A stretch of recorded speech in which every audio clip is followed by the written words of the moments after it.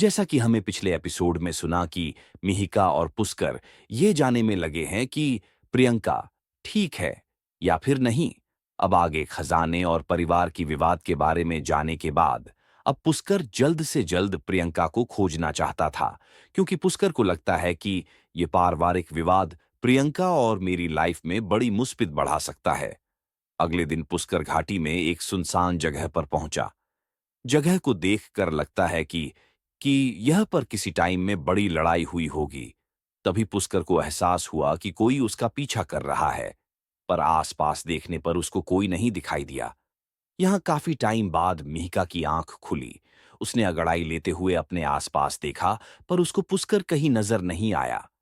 तभी कुछ दूरी से मिहिका को कुछ लोगों आपस में बातें करते हुए दिखाई दिए। मिहिका ने थोड़ी दूरी से उनकी बातें सुनने की कोशिश की। अरे किया, तुम लोगों को पता है कि जनरल स्वरूप के हेडक्वार्टर में एक बड़ी ही सुंदर लड़की आई हुई है। उसका नाम याद नहीं आ रहा। हाँ, प्रियंका नाम है उसका। सच में बला की बड़ी ही सुंदर है। मैं तो उससे देखकर हूँ बेहोश होने वाला था। सुनने में आया है कि वो जनरल स्वरूप की बहू बनने वाली है। क्या बात कर रहे हो? जनरल स्वरूप का कोई बेटा ही नहीं है, तो बहू कहाँ से बनेगी? ये तो मुझे भी नहीं पता। पर ये अंदर की बात है, इस पर किसी को बात करने की इजाजत नहीं है। अच्छा, तो ये बात है। तभी के सोचूं कि हेडक्वार्टर की सिक्योरिटी कुछ दिनों से इतनी ज्यादा क्यों बढ़ा दी गई है।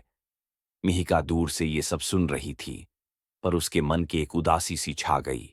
उसने मन ही मन में कहा, अब तो पुष्कर जल्दी ही प्रियंका को खोज लेगा। मुझे फिर से उससे अलग होना पड़ेगा। पर अब मिहिका बिना किसी देरी की पुष्कर तक ये बात पहुंचा चाहती थी। वहां सुनसान जगह पर पुष्कर को एक बड़ा ही पावरफुल ओरा अपने ऊपर महसूस हो रहा था, पर अभी भी उसको कोई भी अपने आसपास नहीं दिखाई दे रहा था।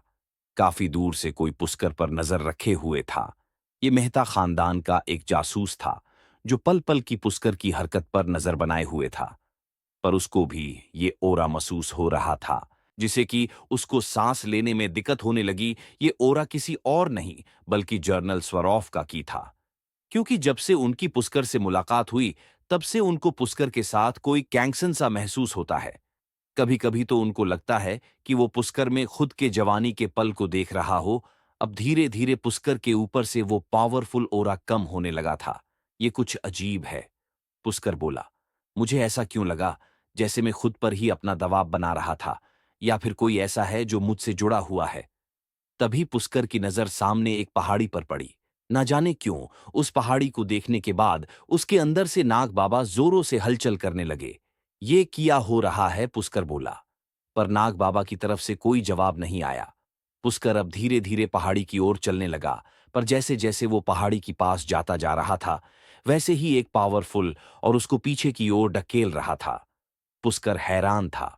भले ही वो अपनी सबसे कमजोर स्थिति में था, पर फिर भी उसने इस तरह का दबाव कभी महसूस नहीं किया था। पुष्कर जैसे ही पहाड़ी की नजदीक आया, वो हैरान हो गया। उसको एक बड़ी ही पवित्र शक्ति महसूस हो रही थी। पुष्कर ने आप देखा ना, ताव झट से पहाड़ी पर एक जोर से मुक्का मार दिया। पहाड़ी पर मुक्का लगते हैं उसके टुकड़े टुकड़े हो गए। उन टुकड़ों में पुष्कर को एक सफेद रोशनी में लिपटा हुआ एक छोटा सा क्रिस्टल दिखाई दिया। पुष्कर ने उसी उठा लिया। उसी उठाते ही पुष्कर को अपने अंदर अपार शक्ति महसूस होने लगी। पुष्कर को लगा कि उसका शरीर फटने वाला है। तभी पुष्कर माथे पर एक दिव्य ज्योति दिखाई देने लगी, और पुष्कर से अंदर से नीले रंग का सांप बाहर निकाला और पुष्कर के सर पर अपने फैन से छाव बना उसके पीछे खड़ा हो गया। और वो सफेद क्रिस्टल पुष्कर के माथे की दिव्य ज्योति में समा गया। तभी पुष्कर बेहोश हो गया। काफी टाइम तक पुष्कर बेहोश रहा। कुछ टाइम बाद पुष्कर को किसी किसी की आवाजें आने लगे। पुष्कर ने धीरे से आंखें खोली। उसमें देखा कि मिहिका उसके बगल में घुटनों पर बैठी हुई उसकी को उठाने की कोशिश कर रही है। पुष्कर, तुमको क्या हो गया था? तुम बेहोश कैसे हुए? तुम ठीक तो हो ना? बोलकर मिहिका पुष्कर को चारों ओर से देखने लगी। मुझे कुछ हो सकता है किया, पुष्कर ने हंसते हुए कहा।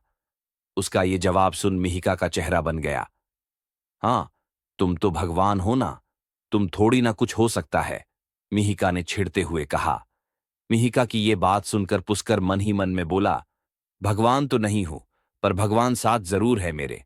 अच्छा ये बताओ, तुम बीमा किसी को बताए यहां किया कर रहे थे? कुछ नहीं, मैं तो सिर्फ घाटी को देख रहा रहा था। तो मुझे साथ में भी ला सकते थे, तुम सोई हुई थी मिहिका, इसीलिए मैंने तुमको नहीं उठाया। अच्छा सुनो, मुझे तुमसे कुछ जरूरी बात करनी है।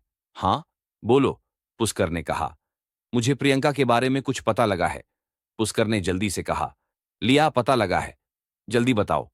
मैंने कुछ लोगों को बातें करते सुना था।